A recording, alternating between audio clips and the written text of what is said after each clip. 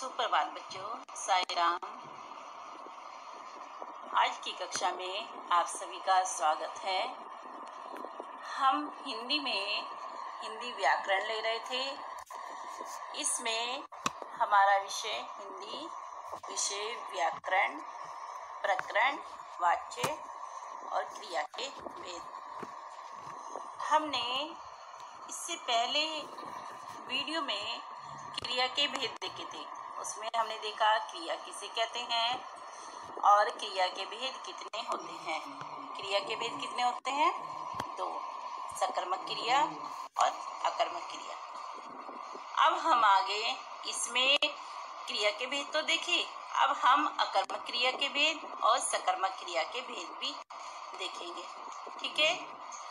अब क्योंकि जब तक हम इसके भेद नहीं देखेंगे तो हम क्रिया के भेद भी अच्छी तरह से नहीं समझ पाएंगे और सब कुछ पढ़ने के बाद भी हमारे मन में यह संदेह बना रहेगा कि ये अकर्मक क्रिया है या सकर्मक क्रिया है। इसमें हम पहचान नहीं कर पाते। हम पहचान तभी कर पाएंगे जब हम अकर्मक क्रिया के भेद और सकर्मक क्रिया के भेद भी पढ़ लेंगे। ठीक है। तो आज हम अकर्मक क्रिया के भेद और सकर्मक क्रिया के भेद देखेंगे। इससे आपको इन सब की पहचान अच्छे से हो जाएगी। ठीक है। चलिए सबसे पहले हम अकर्मक क्रिया के भेद देखते हैं। स्थित्यर्थक पूर्ण अकर्मक क्रिया, गत्यर्थक पूर्ण अकर्मक क्रिया, अपूर्ण अकर्मक क्रिया। इस प्रकार से अकर्मक के तीन भेद होते हैं। तो सबसे पहले हम स्थित्यर्थक पूर्ण अकर्मक क्रिया देखेंगे। यह क्रिया बिना कर्म के पूर्ण होती है और कर्ता की स्थिर दशा का बोध कराती है। तो इसमें क्या होगा कि इसमें हमें किसी भी कर्म की आवश्यकता नहीं होती है और इसमें जो कर्ता की स्थिति होती है वो स्थिर होती है। हमें ये पता लगता है कि कर्ता क्या कर रहा है या क्या करेगा, तो स्थिर हो जाती है उसकी दशा। तो इससे हमारा क्या है, ये स्थित्यर्थक पूर्ण अकर्मक क्रिया मानी जाती है। जैसे उदाहरण देखेंगे, श्याम सो रहा है। तो इसमें क्रिया क्या है हमारी कि वह सो रहा है, वो स्थिर है। इसमें ये नहीं है कि सोने के साथ वो और कुछ भी करेगा। तो वह सो रहा है तो वो स्थिर हो गया कि इसकी दशा क्या है, कर्ता की स्थिर है। इसमें कर्ता कौन है हमारा, श्याम, और क्रिया क्या है, सो रहा है। अब आगे, मोहन हंसता है। तो इसमें मोहन क्रिया वो कर्ता हो गया और जो उसकी क्रिया है हमारी हंसता है। तो ये यहाँ स्थिर है कि वे हंसता है। आगे, राधा रो रही है।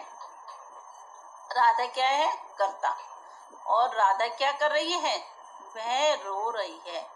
तो वह स्थिर है, इसकी यहाँ पर दशा कि वह रो रही है।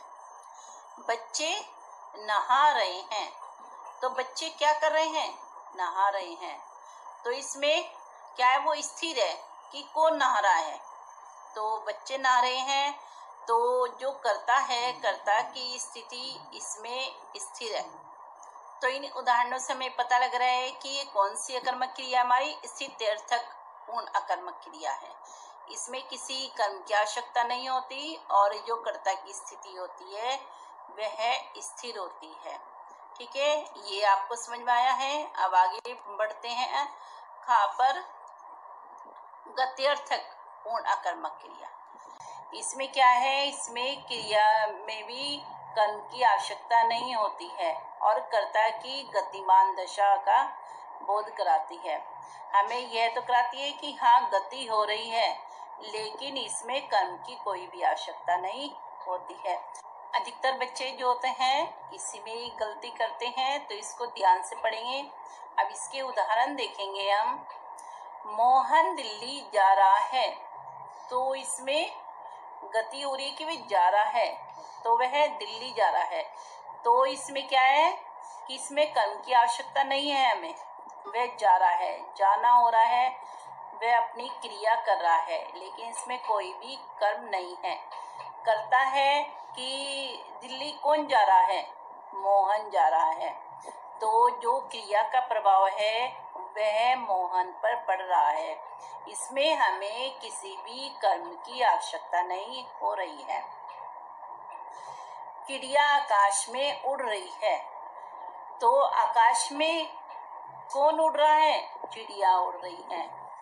आगे, सोहन कमरे से निकल रहा है, तो यहाँ पर कमरे से कौन निकल रहा है? सोहन निकल रहा है। सोहन जो है यह करता है। सूरज पूरब में निकलता है। पूरब में क्या निकलता है? कौन निकलता है? सूरज निकलता है। तो यह हमारा कर्ता हो गया। तो यह जो क्रियाएं हैं हमारी, जा रहा है, उड़ रही है, निकल रहा है, निकलता है, ये क्या है हमारी? ये क्रिया कर्ता की गतिमान दशा का द्योतक है, पहचान है। यह बिना कर्म के भी पूर्ण अर्थ व्यक्त कर रही है। इसमें हमने कर्म नहीं लगाया, लेकिन फिर भी इनका में पूर्ण अर्थ मिल रहा है। तो ये क्या हो गया हमारे? गति अर्थक पूर्ण अकर्मक क्रिया है। गति अर्थक है गति से बना हुआ। तो ये गति हमें इसमें पता लग रहा है कि गति हो रही है, लेकिन इसमें हमें किसी भी कर्म की आवश्यकता नहीं हो रही है। क्रिया हो रही है, इसमें गति हो रही है, लेकिन हमें किसी भी कर्म की आवश्यकता नहीं हो रही है। और जो क्रिया का प्रभाव है वो किस पर पड़ रहा है? हमारा कर्ता पर पड़ रहा है।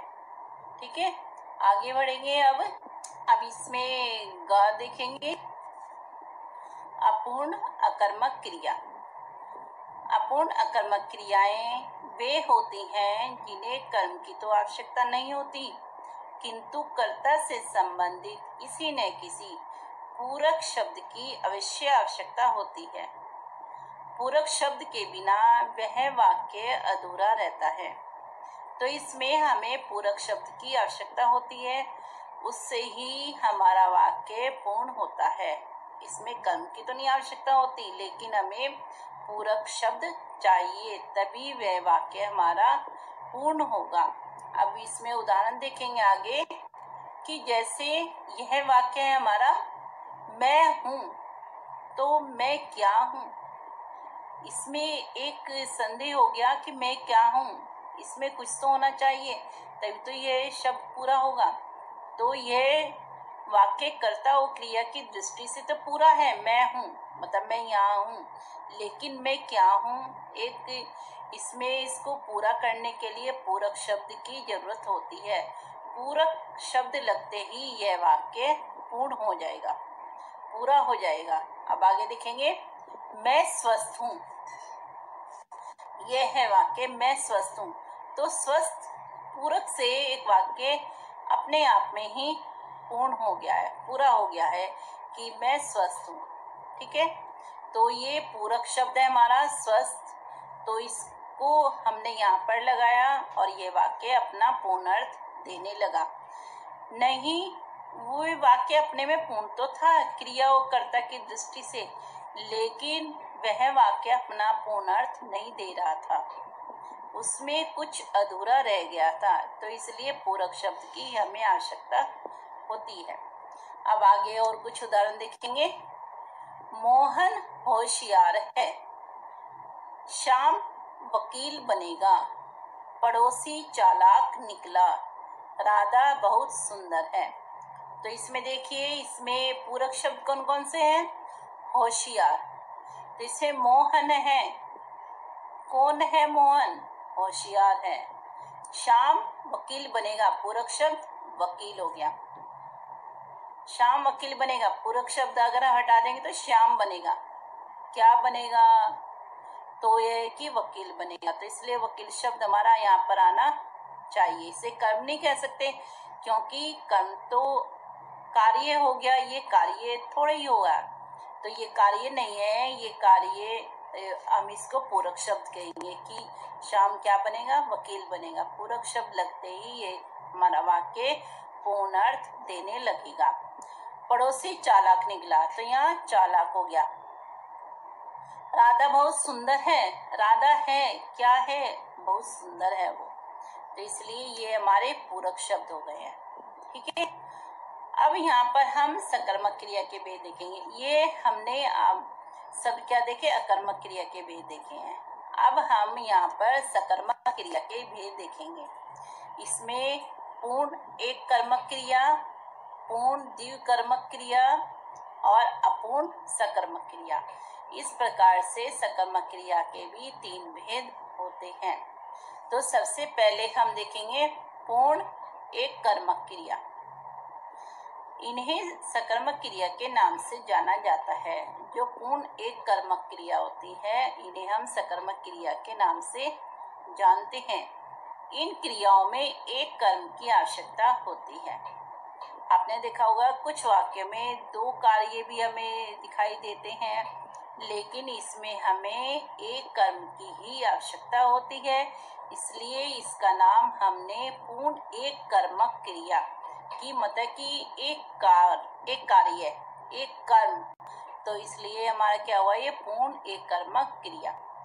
अब इसका उदाहरण देखेंगे। कुत्ते ने बकरी को काटा। तो यहाँ पर जो काटा है वह क्या है, हमारी क्रिया है, और कर्म क्या है हमारा, बकरी को। ये है कि कुत्ते ने किससे काटा, बकरी को काटा। तो यहाँ पर अगर हम बकरी को हटा दें तो यह जो वाक्य है हमारा अधूरा रह जाएगा, और कर्म के आने से यह वाक्य अपना पूर्ण अर्थ देने लगा है। ठीक है, अब हमें किसी और कर्म की आवश्यकता नहीं है, एक कर्म को हमने यहाँ पर लगा दिया है और यह वाक्य अपना पूर्ण अर्थ देने लगा है।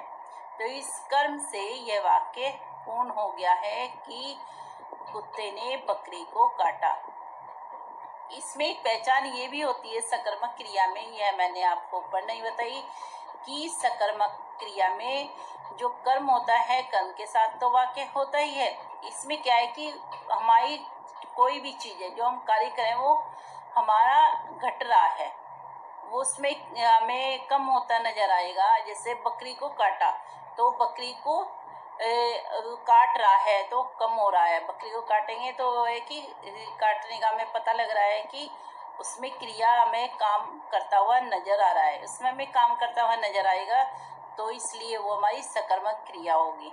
ठीक है, ये पहचान है कि उसमें कुछ हमें करता हुआ नजर आना चाहिए काम।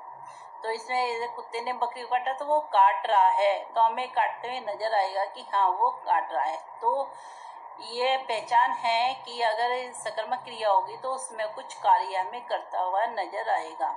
ठीक है, आगे देखेंगे, कुछ और उदाहरण देखेंगे। सीमा खाना खा रही है। तो इसमें कर्म क्या है कि ये क्रियापद है हमारे, और खाना कर्म है। तो सीमा क्या खा रही है, खाना खा रही है। तो इसमें कर्म क्या हो रहा है, खाना। खाना हमारा कम हो रहा है, हम खाना खा रहे हैं तो हमारी प्लेट में से खत्म होता जा रहा है ना, इसलिए। दर्जी कपड़े सिल रहा है। तो क्रियापद सिल रहा है और कपड़े का कार्य कर रहा है। वो कपड़े ही तो सिल रहा है, तो आपने देखा कपड़ा है और वो सिल रहा है, मैं सिलाई दिखाई दे रही है कि वो कार्य कर रहा है। अब्दुल पत्र लिखेगा। तो इसमें अब्दुल क्या करेगा, वह पत्र लिख रहा है, तो हमें उसके कागज पर हमें लिखता हुआ नजर आएगा कि हाँ वह प्लेन पेपर था और उस पे वो लिख रहा है, तो हमें कार्य नजर आ रहा है। तो ये सकर्मक क्रिया है। दीपक पुस्तक पढ़ रहा है। तो दीपक क्या कर रहा है, वह पुस्तक पढ़ रहा है। तो पढ़ रहा क्या है, ये क्रिया है, और पुस्तक कर्म हो गया उसका, कि वह पुस्तक को पढ़ रहा है। तो हमें पढ़ता नजर आए कि उसने इतना पढ़ लिया है, तो इसमें हमें कार्य नजर आ रहा है कि यहाँ पर कार्य हो रहा है। तो इसलिए ये क्या है, हमारी सकर्मक क्रिया, इसमें एक कर्म हो रहा है, एक कार्य हो रहा है। तो ये हमारा कौन सा हो गया, इसका भेद का क्या नाम है, हमारा पूर्ण एक कर्मक क्रिया। ठीक है, ये आपको समझ में आया कि जिसमें एक कर्म की आवश्यकता होती है, एक कर्म के लगाने से ही हमारा वाक्य पूर्ण हो जाता है, हमारा वाक्य पूर्ण अर्थ देने लगता है, उसे हम पूर्ण एक कर्मक क्रिया कहते हैं। ठीक है, अब आगे बढ़ते हैं। आगे आते हैं खा में हमारा पूर्ण द्विकर्मक क्रिया। तो इसमें क्या है कि इसमें एक कर्मक था, तो इसलिए एक कर्म की आवश्यकता थी, और ये पूर्ण द्विकर्मक क्रिया क्या है, जैसे नाम से द्विव कहते हैं दो को, तो इसमें दो कर्म की आवश्यकता है। तो ये नाम से ही स्पष्ट हो गया है कि इसमें हमें दो कर्मों की आवश्यकता होती है। तो जैसे ही इस उदाहरण से हमें मालूम हो जाएगा कि हाँ किस प्रकार से है। सुषमा ने बेटे को पता बताया। इस उदाहरण को देखेंगे, सुषमा ने बेटे को पता बताया। तो इसमें जो करता है सुषमा है और बताया हमारा क्रियापद है। इसमें कर्म कौन कौन से हैं हमारे, इसमें बेटे को, सुषमा ने किसे बताया, बेटे को, और क्या बताया, पता। तो इसमें ये देखिए, ये हमारे जो दो हैं ये हमारे कर्म है। इसमें दो कर्म हैं, अगर इसमें से अगर एक कर्म को हटा दिया जाए तो वाक्य हमारा अधूरा हो जाएगा। अगर हम देखें कि अगर बेटे को हटा दे, सुषमा ने पता बताया, तो इसमें एक अधूरा सा हो गया कि क्या बताया, किसे बताया, तो इसलिए बेटा जरूरी है। अगर हम पता को हटा दें तो क्या होगा, सुषमा ने बेटे को बताया, क्या बताया, तो ये भी जरूरी है। तो हमें दोनों चीजें ही जरूरी है, दोनों कर्म हमारे जरूरी हैं। अगर हम एक कर्म को हटा देंगे तो हमारा वाक्य अधूरा हो जाएगा और उसका अर्थ भी हमें पूर्ण नहीं मिलेगा। उसका अर्थ हमें निकालने के लिए दोनों कर्मों को ही रखना पड़ेगा। ठीक है, आपको ये समझ में आया? आगे बढ़ते हैं, कुछ और उदाहरण देखेंगे। शीला ने रमा को गाना सुनाया। तो यहाँ पर शीला कर्ता हो गया, सुनाया क्रियाभेद हो गया, क्रियाभेद ने क्रियापद हो गया, और रमा को एक कर्म, गाना दूसरा कर्म, दो कर्म हो गए यहाँ पर। ठीक है, अब ये दूसरा देखेंगे। विनोद ने मनोज को कार बेची। विनोद क्या हो गया, कर्ता, बेची क्रियापद, मनोज को एक कर्म, कार दूसरा कर्म। ठीक है। राम ने मोहन को किताब दी। तो राम कर्ता, देना हमारा हो गया क्रियापद, मोहन को एक कर्म, किताब दूसरा कर्म। दादी ने राधा को कहानी सुनाई। तो दादी क्या है हमारी, कर्ता है, सुनाना क्रियापद हो गया, और राधा को एक कर्म, कहानी दूसरा कर्म। ठीक है, इसमें हम उदाहरण में देखेंगे तो सब उदाहरण में हमारे दो कर्म हैं, एक क्रियापद है। तो इसलिए अगर हम इसमें से अगर एक कर्म को हटा दें तो हमारा जो वाक्य है वह अधूरा हो जाएगा। तो इसलिए हमें दोनों ही कर्म की आवश्यकता होती है। ठीक है, अब गा देखेंगे। हमने देखा, दो देखे हमने सकर्मक क्रिया के भेद। अब गाता है अपूर्ण सकर्मक क्रिया। ये वे क्रिया हैं जिनमें कर्म रहते हुए भी कर्म के किसी पूरक शब्द की आवश्यकता बनी रहती है, उसके बिना अर्थ अपूर्ण रहता है। तो इसमें हमें ये देखा है कि अगर हम कर्म के रहते हुए भी हमें कर्म के किसी पूरक शब्द की आवश्यकता बनी रहती है, मतलब कर्म है हमारे वाक्य में, लेकिन फिर भी क्या है, हमें पूरक शब्द चाहिए। पूरक शब्द के बिना वह वाक्य अधूरा रहता है, क्योंकि जब कर्म आ जाता है तो हमें किसी शब्द की आवश्यकता नहीं होनी चाहिए, लेकिन फिर भी इन वाक्यों में हमें पूरक शब्द चाहिए, सहायक शब्द चाहिए। तो इसका उदाहरण देखेंगे हम। सोहन अमित को मूर्ख समझता है। तो इसमें अमित को कर्म है, परंतु यह कर्म अकेले अधूरा अर्थ देता है। अगर हम अमित को लगाएंगे और मूर्ख को हटा देते हैं, इसका लोप कर देते हैं, तो क्या होगा, सोहन अमित को समझता है। तो सोहन अमित को क्या समझता है, यह अधूरा सा हो जाएगा। तो इसलिए ये मूर्ख जो है, मूर्ख का संबंध अमित से है, तो इसके आने से जो अर्थ है, अर्थ स्पष्ट हो जाता है और इसको हम इसका संबंध अमित से है तो क्या कहेंगे, इसको कर्म पूरक कहेंगे। ठीक है, तो इसलिए हमें इसकी आवश्यकता होगी, तभी हमारा ये वाक्य पूर्ण होगा। तो आपको इतना समझ में आ गया है। आगे बढ़ते हैं, आगे कुछ और उदाहरण देखेंगे। छात्रों ने दीपक को अपना प्रतिनिधि चुना। तो यहाँ पर दीपक को कर्म है, प्रतिनिधि इसका कर्म पूरक हो गया क्योंकि इसका संबंध इससे है। वह तुम्हें दोस्त मानता है। तो इसमें तुम्हें क्या है, कर्म हो गया, दोस्त कर्म पूरक हो गया क्योंकि इसका संबंध इससे है। सभी लड़के सुरेश को पागल बनाते हैं। तो यहाँ पर लड़के क्या, सुरेश को क्या हो गया, कर्म हो गया, पागल कर्म पूरक हो गया क्योंकि इसका संबंध इससे है। अध्यापिका बच्चों को हिंदी पढ़ा रही है।